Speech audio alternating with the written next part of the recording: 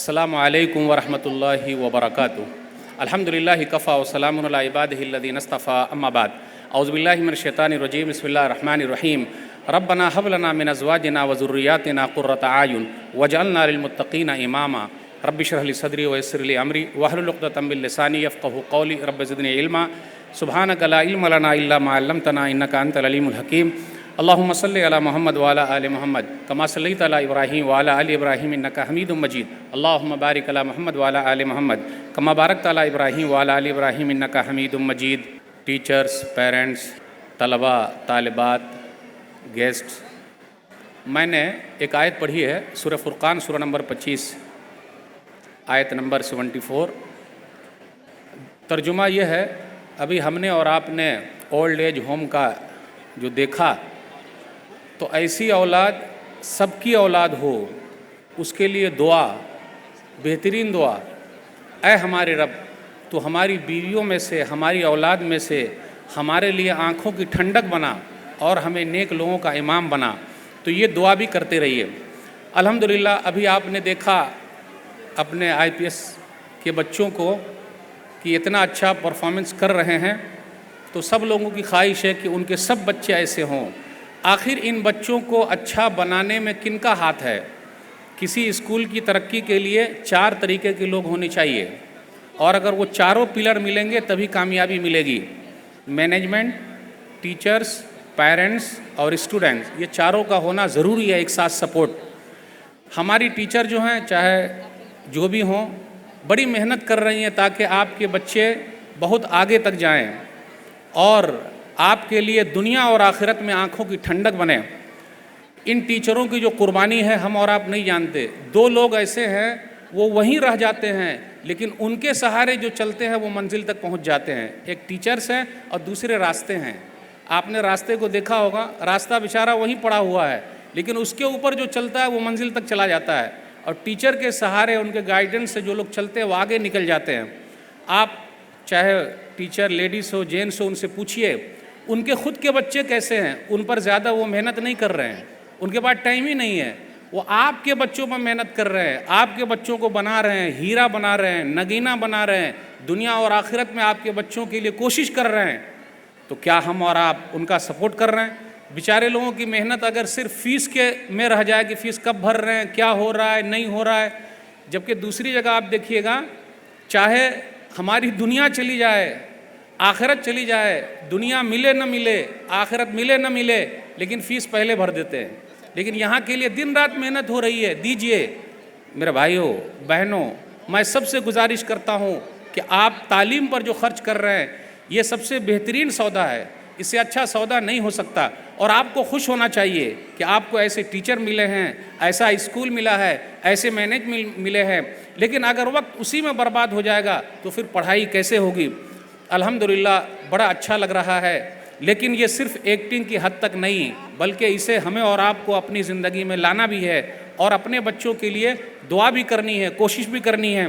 ایک چیز اور، لوگ یہ سمجھتے ہیں کہ جی اسلامی اسکول جو ہو اس کے لیے کیا پورا پیسے کی ضرورت ہے، ایسا ہے، ویسا ہے، دس ہے اور دیٹ ہے، لیکن الحمدللہ دیکھیے دوسرے چیز کے لیے ہم نے اور آپ نے کبھی نہیں پوچھا۔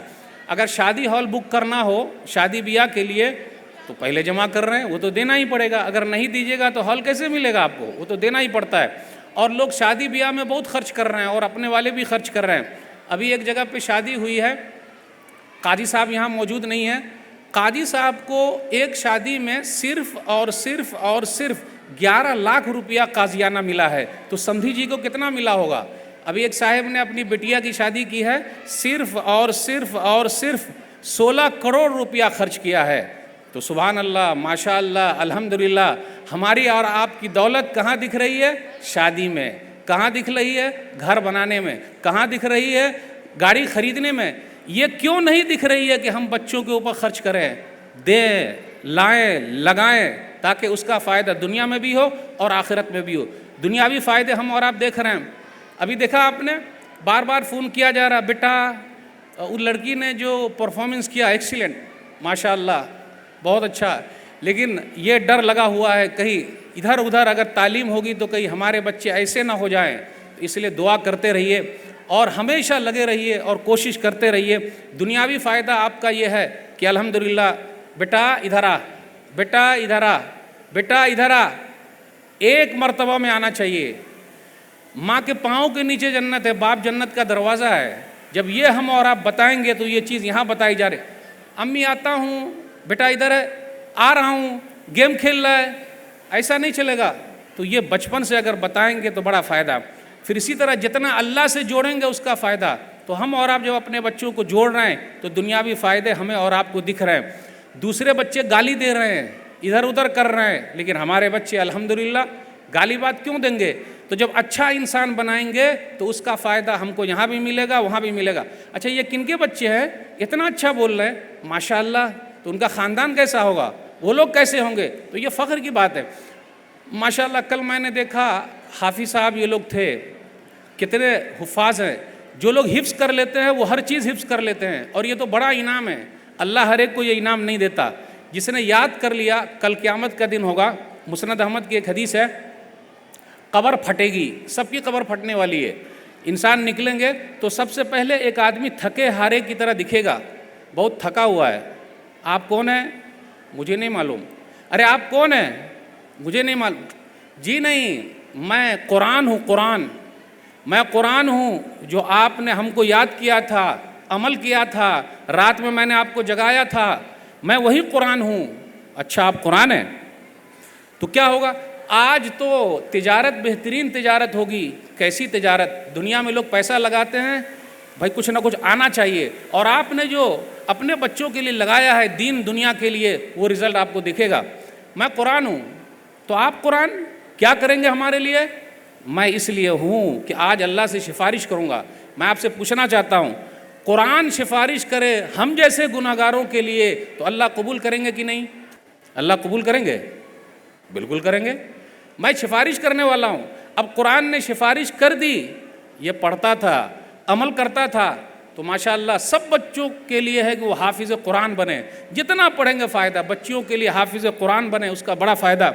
اور قرآن کی برکت، ابھی میں 2-3 دن پہلے ایک آرٹیکل پڑھ رہا تھا کہ ایک صاحب نے اپنی بیٹی کی شادی کی تو مہر میں رکھا 12 پارے یاد کرانا یا 18 پارے یاد کرانا۔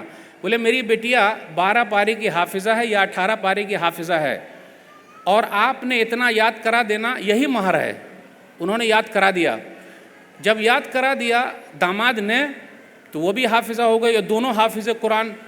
10 بچے پیدا ہوئے اور 10 کے 10 حافظ قرآن۔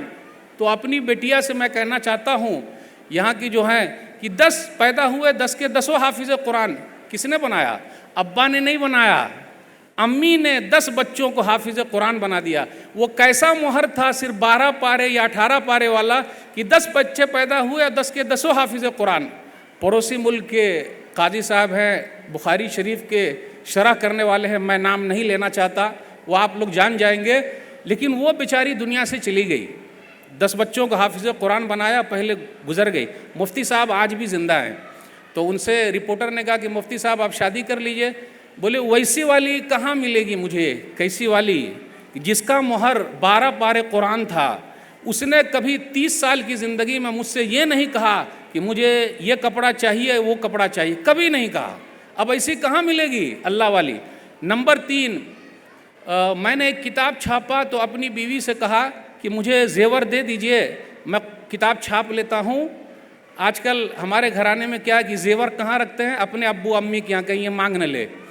تو دے دیا انہوں نے، اور کتاب چھپ گئی اور پوری دنیا میں مشہور ہو گئی۔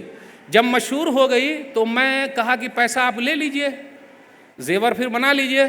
بولے نہیں، میں نے اللہ سے سودا کر لیا ہے، میں اللہ سے لوں گی۔ بولے ایسی اگر کوئی عورت ہے تو لے آئیے، میں پھر دوبارہ کرتا ہوں۔ شادی کرنا واجب تھوڑے نہ ہے، سنت ہے۔ تو انہوں نے نہیں کی دوبارہ۔ تو بتانے کا یہ مقصد ہے کہ قرآن سے جو تربیت ہوتی ہے وہ تربیت کا فائدہ آپ کے گھر میں دکھے گا، مرنے کے بعد دکھے گا۔ قیامت کے دن کہا جائے گا پڑھتا جا اور چڑھتا جا۔ بیٹی سے بھی کہا جائے گا، بیٹے سے بھی کہا جائے گا، حافظ قرآن سے کہا جائے گا پڑھتے جاؤ چڑھتے جاؤ، تمہاری آخری منزل وہی ہے جہاں تک تم پہنچو گے۔ بات یہیں تک ختم نہیں، آگے جو اہم بات ہے کہ حافظ قرآن کے ماں باپ کو بلایا جائے گا۔ ابھی شیخ صاحب کچھ کو بلا رہے تھے، اچھا فلانے ہیں، ان کے ابو کہاں؟ آئیے تو ان کا من پھولا جا رہا تھا، سینہ چوڑا ہو رہا تھا، امی کو بھی آہا سینہ چوڑا۔ جب دنیا میں اتنی خوشی ہے تو وہاں میدان محشر میں جنت اور جہنم کا جہاں مسئلہ ہے وہاں جنت کا پروانہ ملے گا، کتنی خوشی ہوگی۔ یہ خوشی کہاں سے حاصل ہو رہی ہے؟ ایسے اسکول سے۔ ماں باپ کو بلایا جائے گا اور بہترین لباس پہنایا جائے گا تو ماں باپ کہیں گے بما کسینہ حاذہ، ہم کو کاہے کو پہنایا جا رہا ہے؟